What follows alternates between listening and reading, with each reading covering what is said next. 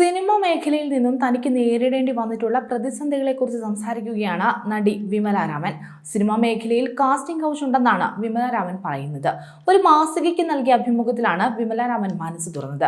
Casting couch cinema മേഖലയിൽ നിലനിൽക്കുന്നുണ്ടെന്നും പക്ഷെ തനിക്ക് അതുപോലുള്ള അനുഭവങ്ങൾ ഉണ്ടായിട്ടില്ല എന്നും ഇത് സിനിമാ മേഖലയിൽ മാത്രമുള്ളതാണെന്ന് പറയാനാകില്ലെന്നും സിനിമ പോലെയുള്ള പല മേഖലകളിൽ ഇത് കണ്ടുവരുന്നുണ്ടെന്നും വിമല രാമൻ പറയുന്നുണ്ട്. പക്ഷേ ഇന്നത്തെ കാലത്ത് അത് കുറഞ്ഞു വരുന്നുണ്ട് എന്ന് വിശ്വസിക്കാനാണ് തനിക്ക് ഇഷ്ടമെന്നാണ് വിമല രാമൻ പറയുന്നത്. അതേസമയം തനിക്ക് നേരിടേണ്ടി വന്ന മറ്റൊരു അനീതിയെക്കുറിച്ച് വിമല രാമൻ സംസാരിക്കുന്നുണ്ട്.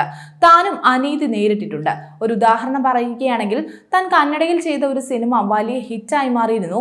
അതിൽ തന്റെ കഥാപാത്രത്തിന് വലിയ പ്രശംസയും ലഭിച്ചു.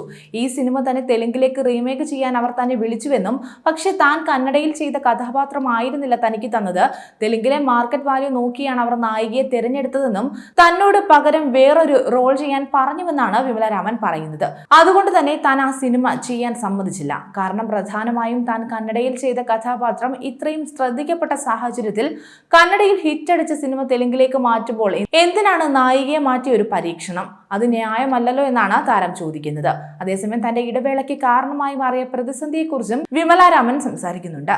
താൻ കുറച്ചു കാലം ചൂസിയായിരുന്നു എന്ന് തന്നെ പറയാം. താൻ എല്ലാ ടൈപ്പ് കഥാപാത്രങ്ങളും പരീക്ഷിച്ചിട്ടുണ്ട്. താൻ ഓസ്ട്രേലിയയിലായിരുന്നത് തന്നെ സംബന്ധിച്ച ഒരു പ്രതിസന്ധി ആയിരുന്നുവെന്നും കാരണം ഇവിടെ സിനിമകൾ ചെയ്യുമ്പോൾ ശരിയായി കമ്മ്യൂണിക്കേഷൻ സാധ്യമായിരുന്നില്ല എന്നും അതുകൊണ്ട് ഇവിടെ അവസരമുണ്ടെങ്കിലും വിളിച്ചാൽ അവർ വരില്ലെന്നായിരുന്നു കുറച്ചു പേരെങ്കിലും ധരിച്ചിരുന്നതെന്നും അതെല്ലാം തനിക്ക് സിനിമ കിട്ടാൻ തടസ്സമായെന്നും എന്നാൽ താൻ ഇവിടെ തന്നെ ഉണ്ടായിരുന്നുവെന്നാണ് വിമല രാമൻ പറയുന്നത്. അടുത്തിടെ വിമല രാമൻ ഒരു മലയാളം സിനിമ ചെയ്യാൻ പോവുകയാണെന്ന റിപ്പോർട്ടുകൾ ഉണ്ടായിരുന്നു. ഹണി റോസിനൊപ്പമായിരുന്നു ആ സിനിമ ചെയ്യാനിരുന്നത്. എന്നാൽ ആ സിനിമ പിന്നീട് വേണ്ടെന്ന് വെക്കുകയും ചെയ്തു.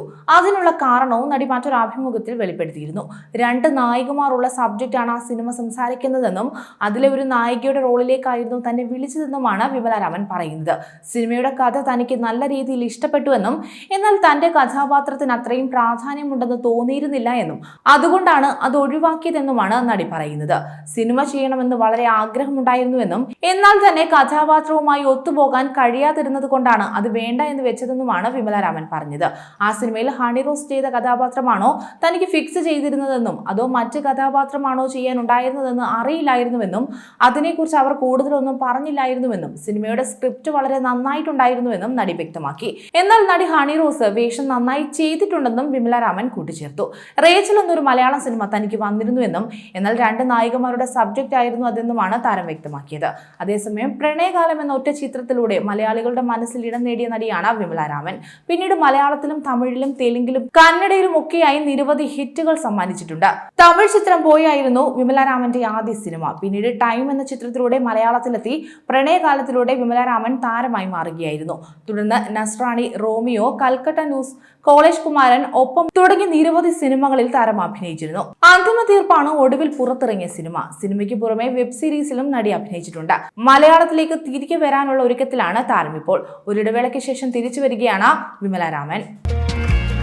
കൂടുതൽ വാർത്തകൾക്കായി B4 Blaze ഫോളോ ചെയ്യൂ, സബ്സ്ക്രൈബ് ചെയ്യൂ.